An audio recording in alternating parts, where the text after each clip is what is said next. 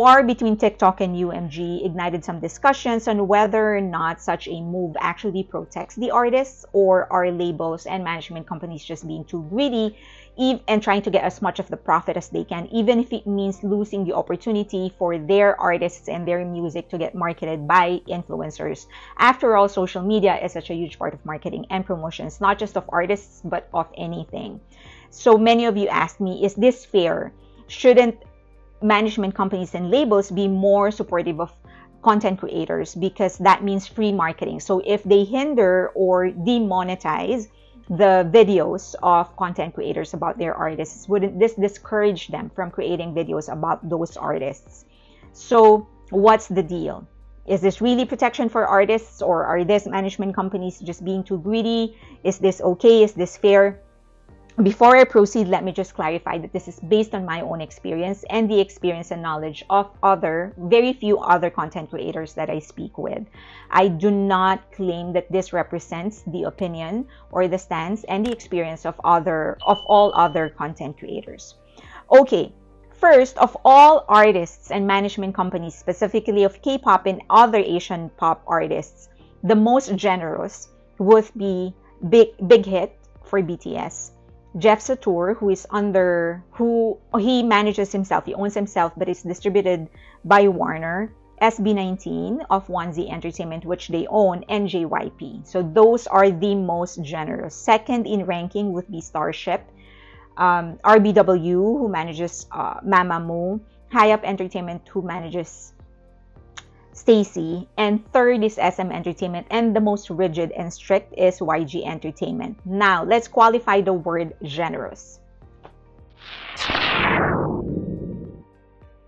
Now, when I say generous, it refers to the length of a video, their video or music that I can clip and use in my video without getting demonetized. So for BTS, Jeff Satur, JYP artists, Mamamoo, Stacy, and a few others, the length of the video, their video or music that I can lift and use in my video without getting demonetized, that's longer. That's why for me they are more generous. Now, there are some inconsistencies, like sometimes I will react to a music video of Jeff Satur and he will allow me to share the revenue with him. But there are also times when he would just take them all. So I don't know how they determine that. Maybe it's some sort of an algorithm. I'm not sure, and that's beyond my pay grade. Will it discourage me from creating a video about a certain group if my videos about that group or artist keeps on getting demonetized? No, it won't.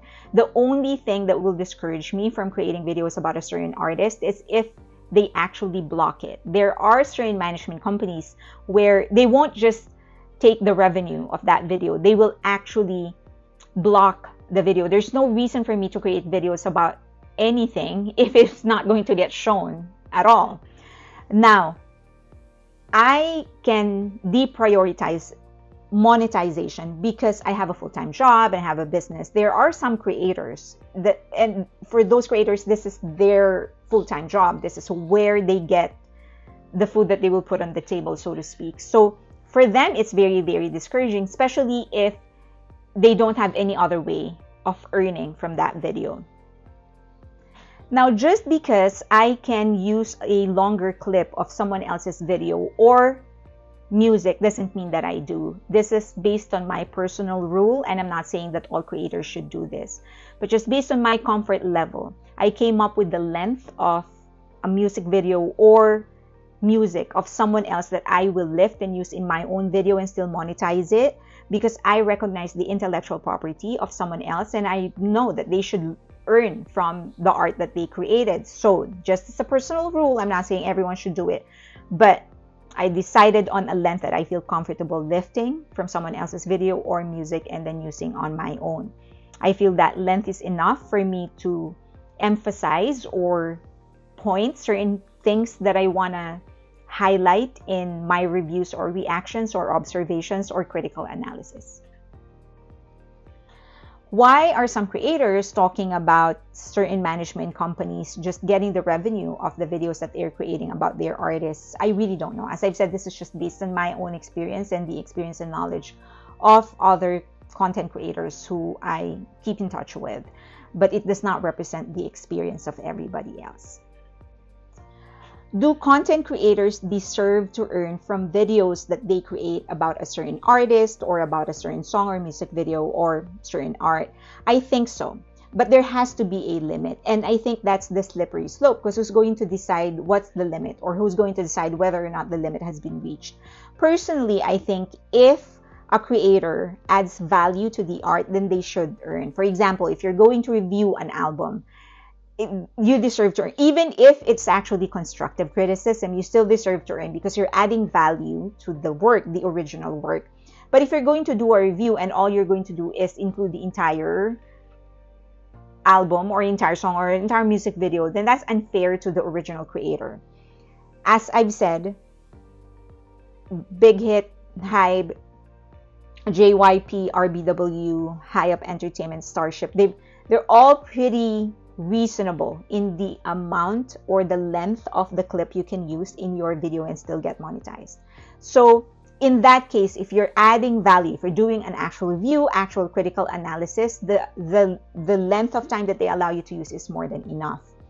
But there are certain reactors that don't really add value. They're just, oh, that's great, you know, when they do their reaction, that's great, that's fantastic, I'm going to add them to my playlist, and then that's it. And there's nothing innately wrong with that, because we know there is an audience for that. There are certain people who just want to watch a reaction video and just be chill, and they want somebody else to be excited with them.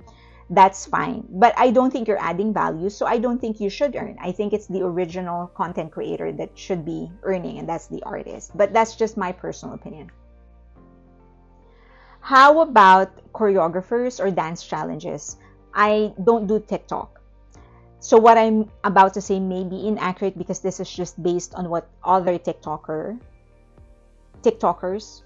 are telling me. So I might be inaccurate, but they are saying that this is one of the major contentions. Not the only one, but one of the things that UMG and TikTok are not agreeing with, because for TikTok, they want to allow those dance challenges, those creators, to actually earn, and UMG doesn't want to allow them. Personally, I think they should be allowed to earn, because dance challenges, choreography is such a big part of K-pop, and dance challenges are initiated by the artist or by the company. So if you want people to keep on doing those dance challenges, then you have to allow them to get some profit out of it. Now, for dance studios that are voluntarily doing choreographies of certain songs, like 1 Million Studios said that they don't earn a dime from their YouTube channel, even though they're getting millions and millions of views, because the owner of the song actually takes the earnings. This is a little, I'm undecided on this, because the artist or the management company didn't ask for it, and you just decided to do the choreography. So I am very, very undecided on this. Let me know what you think. Should certain dance studios or certain choreographers like get registered, so that you know they're actually choreographers and actual dance studios? But let me know what you think about that. Do I think these management companies and labels are being fair? I am satisfied with Big Hit, HYBE, JYP, RBW, Starship, HYBE Entertainment, Onesie Entertainment, SB19, Jeff Satur. They are more than generous for me. However, there are different creators doing different types of content. Maybe they need the entire music video or entire song, or maybe longer clips. I am not sure. And if this is what they do for a living and they can't monetize their video, it's going to discourage them from doing music videos. But for what I do critical analysis, review. The length of the clip that they allow me to use is more than enough for me to highlight the things that I want to highlight. I also think that user-generated content of independent content creators like me, or citizen journalists on X or Twitter, that's going to be the future. Eventually, people are going to actually start supporting independent more. They're going to start supporting independent creators more and believing citizen journalists more than institutions. So I think JYP and HYBE and other management companies, they have foresight far enough for them to realize the power that social media will eventually have, and it's happening right now, and that's why they are more generous. I wish that SM Entertainment and YG become a little bit more loose. Then maybe there are going to be there will be more content creators. There are already a lot of content creators doing content for SM and JYP, but there will be more if they become more generous. So, but again, this is just based on my experience. I cannot speak for everybody else. For now, I'm very happy with what they're providing, those top ones. Maybe there are other management companies that are more generous, but I haven't come across them. I hope I do in the future. If you have requests, let me know in the comment section. But I hope that video actually helped. If you have any comment, questions, leave them in the comment section below. Also, I will start posting on Patreon. I will post one this week, and then I will start regularly posting next week.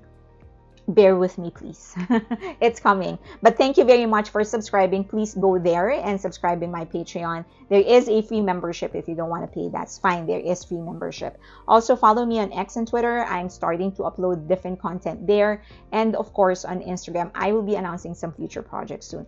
Thank you so much.